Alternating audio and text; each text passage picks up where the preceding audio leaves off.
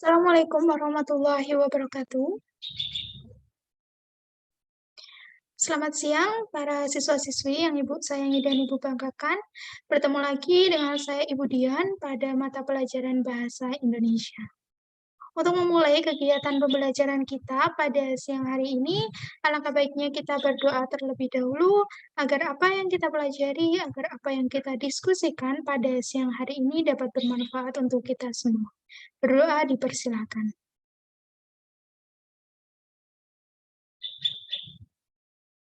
Berdoa selesai. Oke, selamat siang para siswa-siswi yang Ibu sayangi dan Ibu banggakan. Bagaimana kabarnya? Apakah sehat? Oke, alhamdulillah ya, sehat ya. Oke,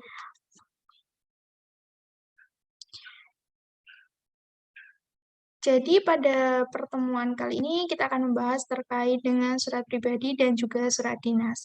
Namun sebelum kita memasuki materi inti kita, Ibu ingin merefresh materi yang sudah kita pelajari pada pertemuan minggu lalu. Dari kalian, siswa-siswi, apakah ada yang masih ingat materi yang kita pelajari pada pertemuan minggu lalu? Oke, ya, Andi, silahkan.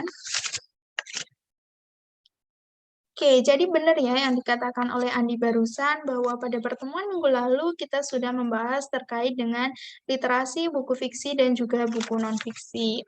Mungkin dari teman-teman lain, ada yang masih ingat nih pengertian dari buku fiksi dan juga buku non-fiksi? Ya, silakan Adriana. Oke, jadi benar ya yang dikatakan oleh Adriana barusan bahwa buku fiksi adalah buku yang berisi cerita atau kejadian yang tidak sebenarnya, sedangkan buku non-fiksi adalah buku yang berisikan kejadian sebenarnya yang disampaikan menurut pendapat, opini, atau juga kajian penulis. Oke, mungkin Ibu akan menambahkan sedikit terkait dengan contohnya. Jadi contoh dari buku fiksi yaitu buku cerita anak, dongeng, novel, cerita pendek atau cerpen, fabel, komik, dan lain sebagainya. Sedangkan contoh dari buku non-fiksi yaitu buku pelajaran, buku ensiklopedia, esai, jurnal, dokumenter, biografi, dan laporan ilmiah seperti makalah, skripsi, tesis, disertai, dan juga lain sebagainya. Oke, alhamdulillah ya kalian masih ingat dengan materi yang Ibu sampaikan pada pertemuan minggu lalu. Oke, untuk pertemuan kali ini Ibu sudah memberitahu kalian bahwa pertemuan kali ini kita akan membahas terkait dengan surat dinas dan juga surat pribadi. Untuk tugas kalian yang minggu lalu sudah Ibu koreksi dan alhamdulillah kalian hasilnya memuaskan ya. Jadi, Ibu juga ingin memberikan semangat untuk kalian, tetap semangat untuk mengikuti pembelajaran Ibu, sampai akhir pembelajaran nanti, gitu ya. Oke. Ibu akan share screen terlebih dahulu. Oke, sudah terlihat ya? Oke. Jadi, surat pribadi dan juga surat dinas.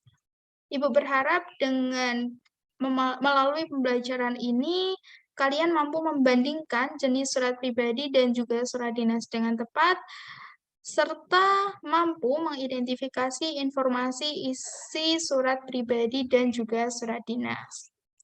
Oke, kita masuk ke materi kita yang pertama, yaitu surat pribadi. Untuk siswa-siswi, mungkin nanti ketika Ibu menjelaskan ada yang kalian tidak pahami atau belum kalian mengerti, silakan kalian raise hand untuk memberikan pertanyaan kalian, atau juga bisa menuliskan di kolom komentar, seperti itu ya. Oke. Surat pribadi. Jadi apa sih surat pribadi itu? Jadi surat pribadi adalah surat yang digunakan untuk kepentingan pribadi sebagai sarana berkomunikasi antar anggota keluarga, seperti komunikasi anak dengan orang tua, anak dengan anak, antar kerabat, antar teman, antar sahabat, dan sebagainya. Surat dapat berupa korespondensi antara sesama teman atau keluarga. Ciri-ciri surat pribadi yang pertama, yaitu tidak menggunakan skop surat. Yang kedua, tidak adanya nomor surat. Yang ketiga, salam pembuka dan penutup bervariasi. Yang keempat, penggunaan bahasa bebas sesuai keinginan penulis. Dan yang terakhir yaitu format surat bebas. Di sini Ibu ingin diskusi deh dengan kalian ya. Jadi sebenarnya apa sih alasan orang menulis surat pribadi? Ada yang ingin berpendapat? Oke, Henry silahkan. Oke, jadi menurut Henry bahwa surat pribadi itu ditulis untuk mengajukan sebuah permohonan atau meminta informasi dan juga merencanakan sesuatu dengan orang lain. Oke, itu pendapat dari Henry. Ada yang ingin berpendapat lagi, pendapat yang lain? Oke, Elvina, silahkan.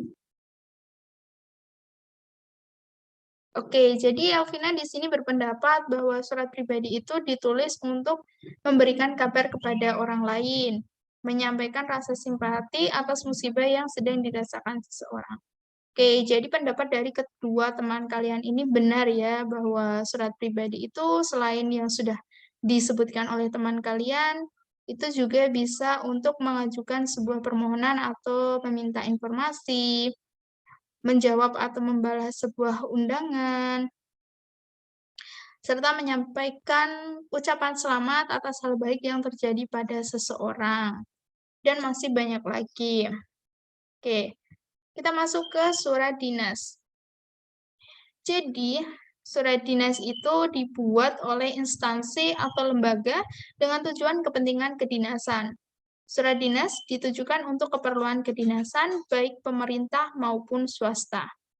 Surat dinas ini bisa berupa pengumuman, surat izin, surat tugas, dan sebagainya untuk keperluan kedinasan. Surat dinas memiliki beberapa fungsi, antara lain yang pertama yaitu sebagai pedoman pekerjaan, seperti surat instruksi, surat tugas, surat pemberian izin, ataupun surat pengambilan keputusan. Yang kedua sebagai alat pengingat, karena surat ini dapat dijadikan arsip bagi suatu instansi. Yang ketiga sebagai bukti perkembangan suatu instansi atau lembaga, dan yang terakhir sebagai alat bukti terutama surat perjanjian.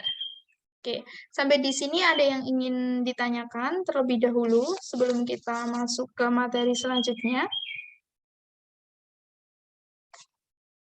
Oke, tidak ada. Jika tidak ada, kita lanjutkan. Oke, jadi surat dinas itu dibuat untuk kepentingan kedinasan.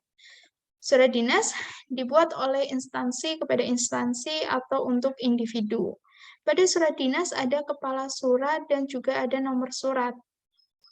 Jadi ini salah satu ciri signifikan yang membedakan antara surat pribadi dan juga surat dinas. Bahwa surat dinas itu ada kepala surat dan juga nomor suratnya, sedangkan surat pribadi itu tidak ada seperti itu. Nah, oleh karenanya surat dinas tidak dibuat oleh individu atau seseorang, melainkan dikeluarkan oleh instansi atau lembaga organisasi. Ciri-ciri surat dinas itu yang pertama, ditulis oleh lembaga, instansi, atau juga organisasi. Yang kedua, menggunakan kop surat dari instansi atau lembaga pembuat surat. Yang ketiga, terdapat nomor surat, lampiran, dan juga perihal surat. Yang keempat, menggunakan salam pembuka dan penutup yang baku. Yang kelima, menggunakan bahasa resmi atau baku. Dan yang terakhir, yaitu menggunakan cap atau stempel instansi atau lembaga pembuat surat. Nah, ada yang ingin ditanyakan terlebih dahulu? Atau kita lanjutkan? Oke, cukup jelas ya. Oke, kita masuk ke sesi yang selalu kalian tunggu-tunggu, selalu kalian nanti-nantikan, yaitu sesi tugas.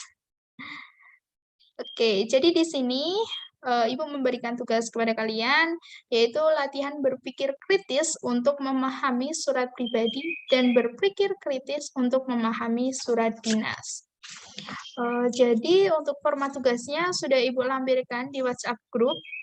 Nanti kalian bisa cek. Ada 2 contoh surat pribadi dan ada 2 contoh surat dinas. Untuk waktu pengerjaannya seperti biasanya Ibu kasih kalian waktu 1 minggu, deadline-nya 1 minggu.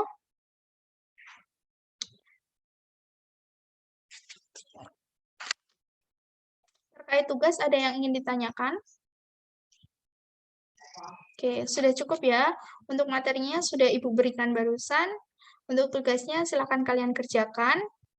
Ibu harap kalian bisa mengerjakan tugas dengan semaksimal mungkin. Mungkin kalau ada yang materi yang mungkin belum kalian pahami, bisa kalian tanyakan kepada saya melalui chat ataupun di WhatsApp group. Oke, karena tidak ada yang ditanyakan, kita masuk ke kesimpulan. Jadi dapat disimpulkan bahwa surat pribadi itu merupakan bentuk komunikasi interaktif antara orang pertama pengirim dan orang kedua sebagai penerima. Yang kedua, surat pribadi berisi unsur tanggal surat, alamat surat, pembuka surat, pendahuluan, isi dan penutup surat, serta nama pengirim. Yang terakhir, isi surat pribadi berkaitan dengan masalah pribadi, menanyakan kabar, keperluan pribadi, dan tujuan komunikasi pribadi yang lainnya. Oke. Untuk surat dinas hanya boleh ditulis oleh sebuah instansi kepada instansi lain atau individu. Seseorang atas nama individu tidak diperbolehkan menulis surat pribadi. Oleh sebab itulah, pada surat dinas ada kepala surat dan juga ada nomor suratnya. Isi surat dinas berkaitan dengan topik kedinasan.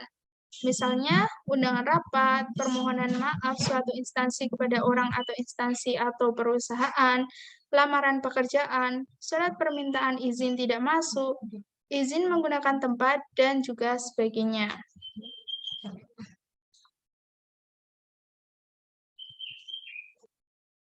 Oke. Karena sudah tidak ada yang ditanyakan, untuk pertemuan minggu depan, kita akan mempelajari terkait dengan menelaah unsur-unsur dan kebahasaan dari surat dinas dan juga surat pribadi, serta menulis surat pribadi dan juga surat dinas untuk kepentingan resmi dengan memperhatikan struktur teks kebahasaan dan isi. Jadi selain tugas yang sudah Ibu berikan tadi, Ibu juga meminta kalian untuk mempelajari terkait dengan unsur-unsur dan kebahasaan dari surat pribadi dan juga surat dinas. Jadi Ibu harap pada pertemuan berikutnya kalian sudah memahami atau mengetahui terkait dengan unsur-unsur dan juga kebahasaan dari surat dinas maupun surat pribadi. Karena sudah tidak ada yang ditanyakan, mungkin itu saja ya. Semangat untuk mengerjakan tugas, dan terima kasih sudah mengikuti pembelajaran Ibu dengan hari ini dengan baik dan juga aktif. Tetap jaga kesehatan, utamakan kesehatan, jangan lupa makan. Oke.